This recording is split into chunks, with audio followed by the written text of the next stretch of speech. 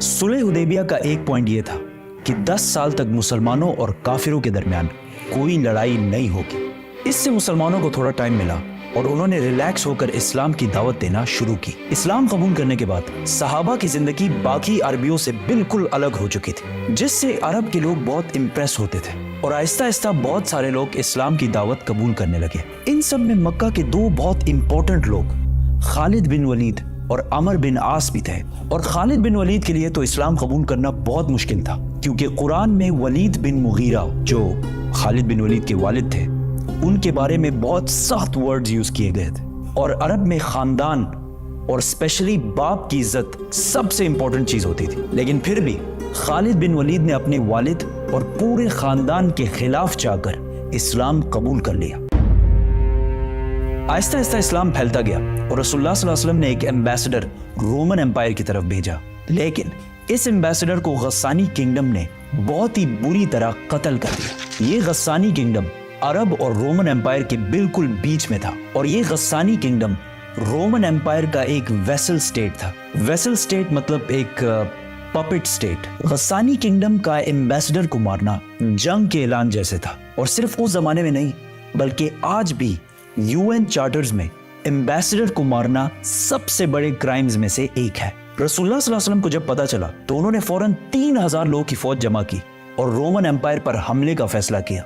ये फौज मुसलमानों की सबसे बड़ी फौज थी। इससे पहले मुसलमानों ने इतनी बड़ी फौज कभी जमा नहीं की थी। रोमन एम्पायर इससे कुछ ही अरसा पहले पर्शियन एम्पायर से एक बहुत खतरनाक जंग जीत चुकी थी। रोमन और पर्शियन एम्पायर उस जमाने के दो बड़े सुपर पावर्स थे, जिस तरह आज अमेरिका और चाइना है।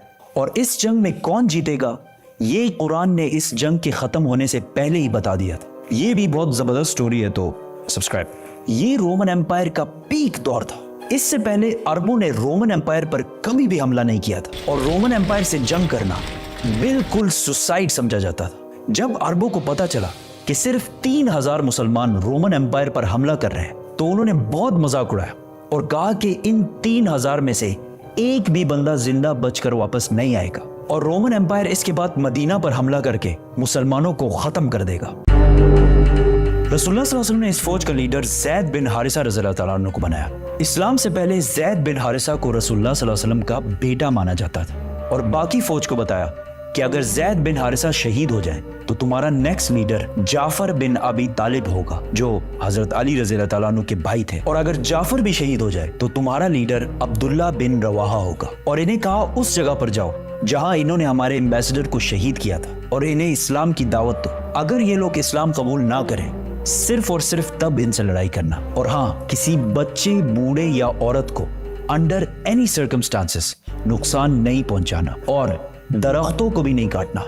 ज़ैद रज़ियल्लाहु तआला अन्हु 3000 फौज लेकर रवाना हुए तो रास्ते में उन्हें पता चला कि रोमन्स 2 लाख फौज लेकर मुसलमानों की तरफ आ रहे हैं। 2 लाख 3000 वर्सेस 2 लाख। इस एनिमेशन को देखें, इससे थोड़ा अंदाजा होगा कि इन दो फौजों में कितना बड़ा डिफरेंस था।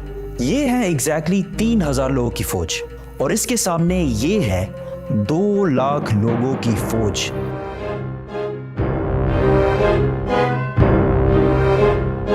अब कुछ वेस्टर्न हिस्टोरियंस कहते हैं कि ये 2 लाख नहीं बल्कि इससे कम थे, लेकिन सब ये बात मानते हैं कि रोमन्स मुसलमानों से बहुत ज्यादा थे।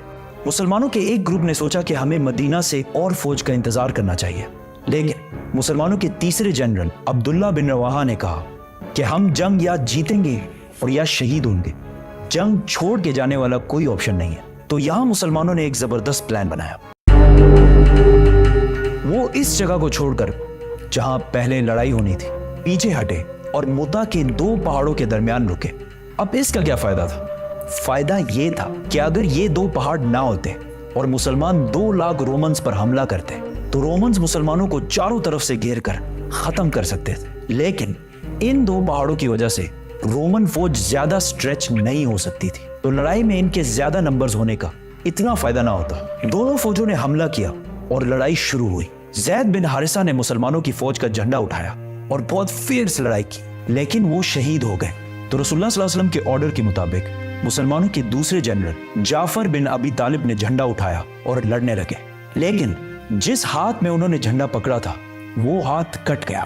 तो उन्होंने दूसरे हाथ से झंडा उठाया, लेकिन दूसरा हाथ भी कट गया और जाफर रज़ियल्लाहु ताला अन्हु शहीद हो गए। जंग के बाद इनके जिस्म पर तलवार के 50 निशान मिले और इन 50 में से एक भी पीठ पर नहीं था, सारे के सारे फ्रंट पर लगे थे। तो अब ऑर्डर के मुताबिक अब्दुल्ला बिन रवाहा नए जनरल बने और बहुत सख्त लड़ाई के बाद वो भी शहीद हो गए। फिर एक मुसलमान ने झंडा उठाया और जोर जोर से सबको कहने लगा कि जल्दी आपस में एक लीडर चूज करो, वरना हमारी पूरी फौज बिखर जाएगी।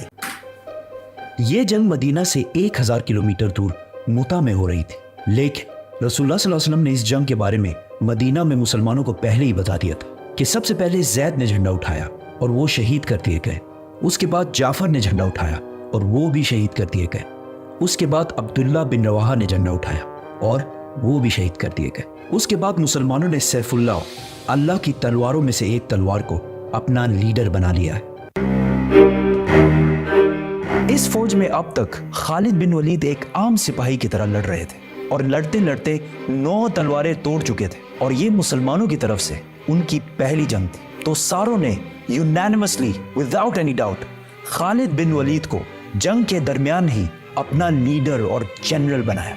खालिद बिन वलीद रज़ियल्लाहु ताला अन्हु को पता था कि रोमन्स को इस जंग में हराना इम्पॉसिबल है, लेकिन अगर वो ये जंग छोड़कर चले गए तो रोमन्स मुसलमानों को कमजोर समझकर मदीना पर भी हमला कर सकते हैं। तो अब मुसलमानों को एक ऐसी गेम खेलनी थी कि मुसलमान वापस भी चले जाए और रोमन्स इन्हें कमजोर समझकर इन पर हमला भी ना करें। तो उस रात खालिद बिन वलीद रज़ियल्लाहु ताला अन्हु ने अपनी फौज को रीशफल किया, मतलब राइट वालों को लेफ्ट और पीछे वालों को आगे किया।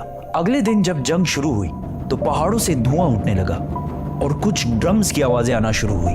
तो रोमन्स को लगा कि मुसलमानों की मदद के लिए मदीना से एक बहुत बड़ी फौज पहुंच गई है और आहिस्ता आहिस्ता मुसलमानों की फौज बहुत ही ऑर्गेनाइज्ड और प्लान्ड तरीके से जंग से पीछे हटने लगी।